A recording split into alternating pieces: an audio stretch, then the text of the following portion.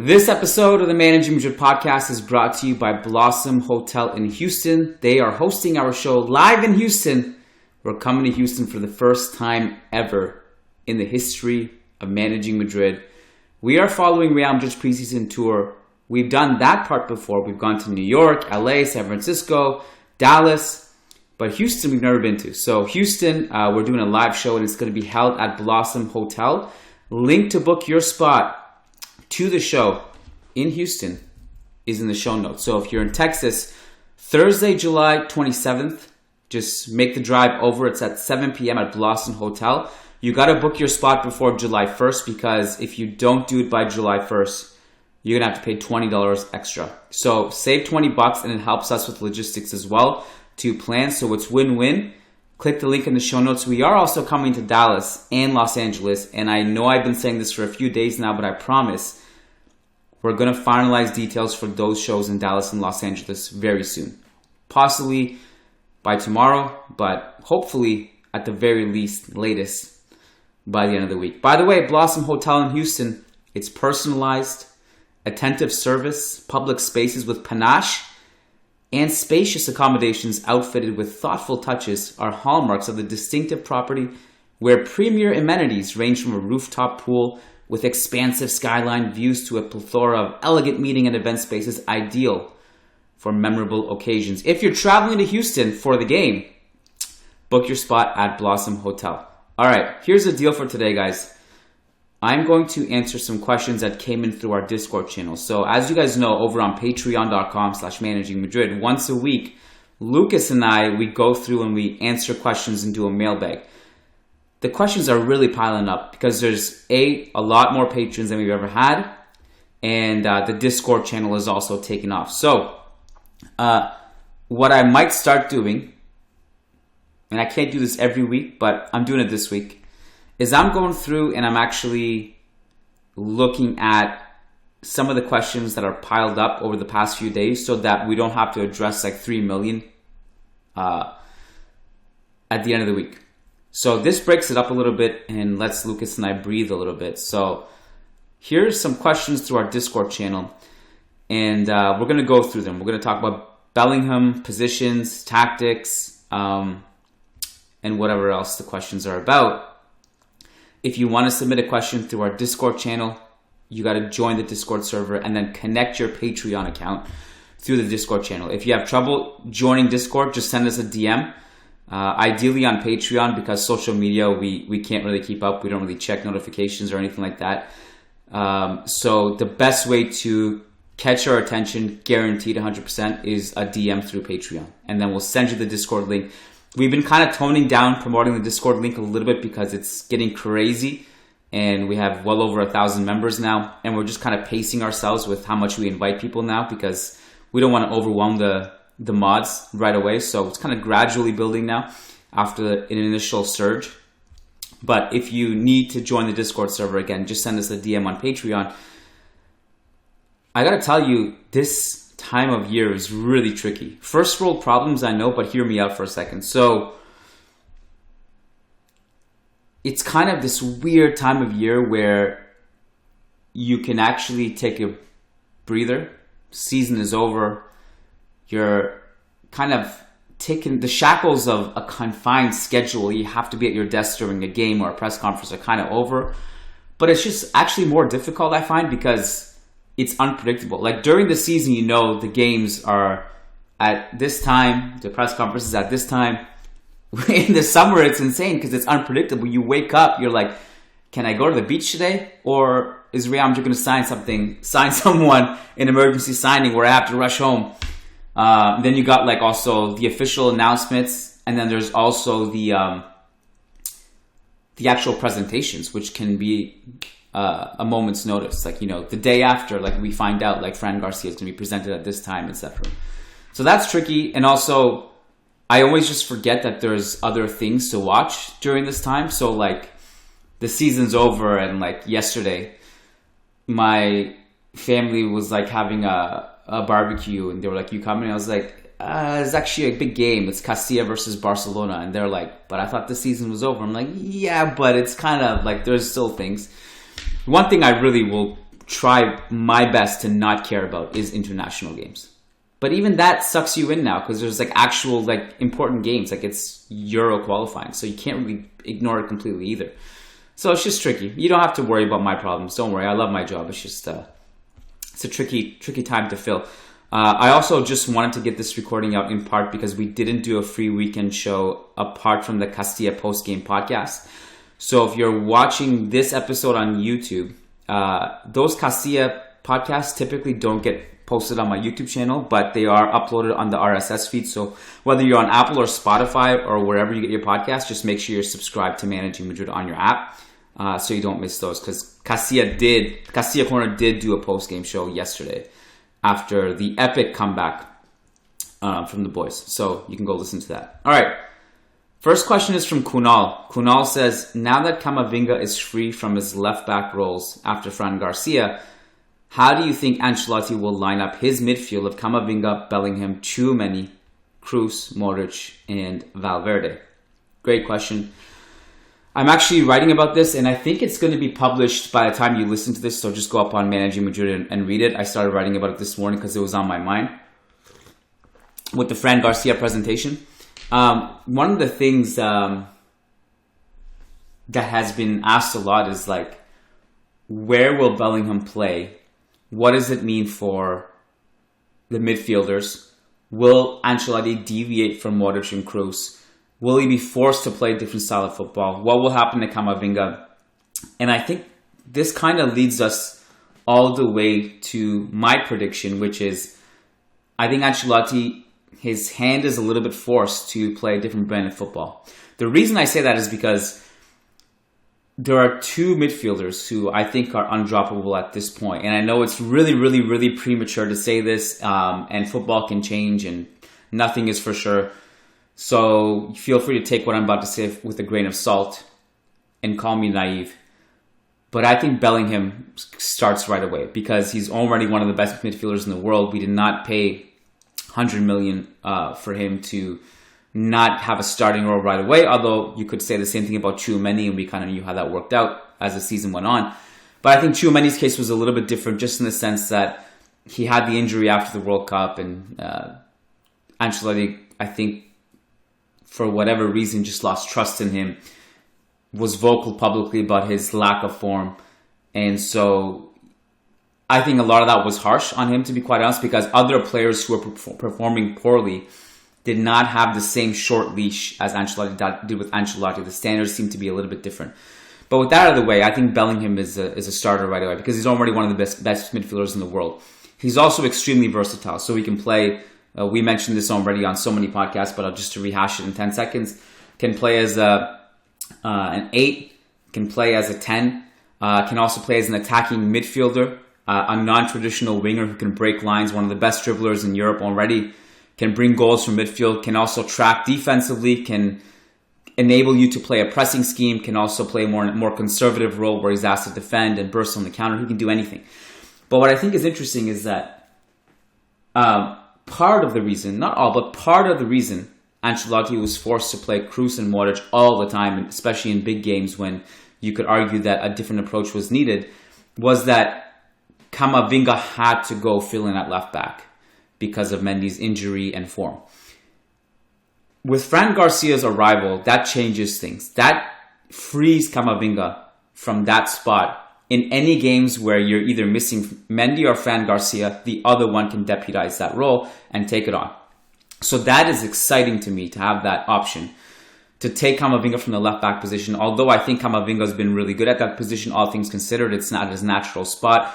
He did have many defensive deficiencies, balls over the top behind him. He had trouble reading those. Bernardo Silva in that second leg against City really took advantage of him. But, it's also true that you kind of give him a pass because it's not his natural position. He played great against Bernardo Silva in the first leg. He also had one of the best defensive performances of the season in that one-on-one duel versus Rafinha in the Camp Nou earlier, just prior to that.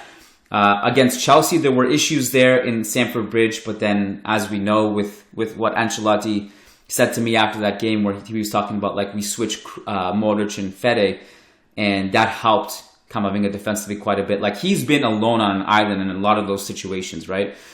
So you have to give him the benefit of the doubt. That being said, as well as he's done at left back situationally and most notably offensively has helped Vinicius, he is now going back to his best position, which is central midfield. So you have that variable, which Modric and Kroos have to look at. Then you also have the Bellingham case, which is a player who has to start, given his profile, enables you to play so many different ways. He is the poster child of like the prototypical modern midfielder. He's going to be the face of it, I think. Him and Camavinga both, to be honest. They can both do like so many different things. So if you have both of those guys in the field, then that leaves like one or two options for Tchouaméni, Modric, Kroos, Fede Valverde. Now, at the time of this recording, we don't know. Maybe Modric will take the Saudi Arabia offer. I'm not sure. I wouldn't blame him if he does, given how lucrative it is and how, if there's anyone who's earned the right to take a contract like that at this stage of his career, it's the legendary Luka Modric. There's also the Dani Ceballos variable, which could be affected by Modric's decision, right? So the Modric, Ceballos, and or what if, well, that remains to be seen, but we have to at least entertain the idea that at least one of them could be in the squad next season. So what will Ancelotti do? Is he forced to play a different way? And I think this is something that I've mentioned too. You have to give Ancelotti the benefit of the doubt, regardless of where you are on the Ancelotti job security spectrum, because he's going to be here next season. A lot of people feel that he should not be here next season given the way the league campaign shaped out and how disastrous it was. Regardless of what you think of him, some people feel there's a new cycle that's needed. But you have to give him the benefit of the doubt in the sense that we've seen Ancelotti play different brands of football. 14-15, completely different. 13-14, completely different. And then you fast forward, like he had to play a different way because he felt that he needed to be more conservative. He couldn't press and sustain pressing sequences with Modric and Kroos. That was his public reasoning. So will Ancelotti go back and play a more aggressive, high line, high pressing system because he has a Bellingham profile? So that's I think the interesting question here. And so I'm looking forward to see what he does. We're going to move on. Drumil Caria says, hey guys, one for the next mailbag. For people who haven't seen Jude play too much or are not familiar with his play style, if you had to explain to them what sort of profile he is, which current or former world-class midfielder would you compare him with the most? Is he a Zidane, Modric, Kroos, Pogba, Kevin De Bruyne, Yaya, Gerrard, Lampard, Xabi Alonso, Iniesta, Bastian Schweinsteiger, or any other midfield you can pick? You can use a combination of two midfielders to explain it if needed. Interesting question. I'm going to do process of elimination because I don't think any player is exactly like Bellingham. But that's also true of many great players. Every player is unique. Like if Zidane and Bellingham are not perfect parallels, that's because Zidane is unique and Bellingham is unique. I'm going to do process of elimination and then ultimately probably combine a couple players here. Zidane, no, because Zidane wasn't kind of like the box-to-box athletic player who can also defend a lot. Kroos, not as mobile, although at his peak could play the 10 role, could play higher up the pitch quite a bit. Xabi Alonso, same thing, not as mobile, not as great of a dribbler as Bellingham. Iniesta obviously has the dribbling part down, no question. Not a defensive, not kind of just like the more tracking back kind of midfielder. Although as a presser, phenomenal, one of the greats. Yaya, no, plays too deep. De Bruyne, interesting. I think De Bruyne is probably the best example, but I think the combination will be Modric and De Bruyne.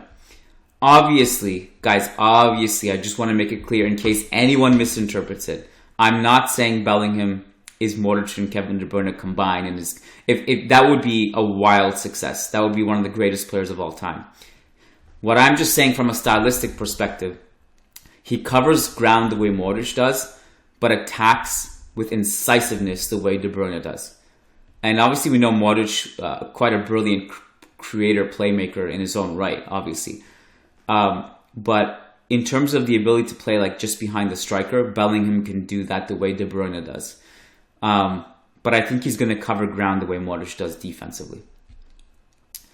I kind of hate the fact that I'm answering these questions like this because it does feel like I'm putting him on such a high pedestal that I'm bound to be disappointed. But I'm just going based on the profile we have, the scouting report that we have, what we know, we watched him and all that stuff. This is just, I'm answering these questions to the best of my ability without really knowing what's going to happen in the future. Phil MR says, if we had met City in the finals, we would have beaten them, right? There's a lot of dialogue right now with the way Inter played City. That, when we see Inter play like this, taking the game to City, unlucky not to win, why did Real Madrid not do this? I'm not going to disagree, but I'll provide this perspective, okay? I think Real Madrid gave City quite a fight in the first leg of the Bernabeu. And I think Inter were, to be quite honest, much better than I gave them credit for. They impressed me in the final.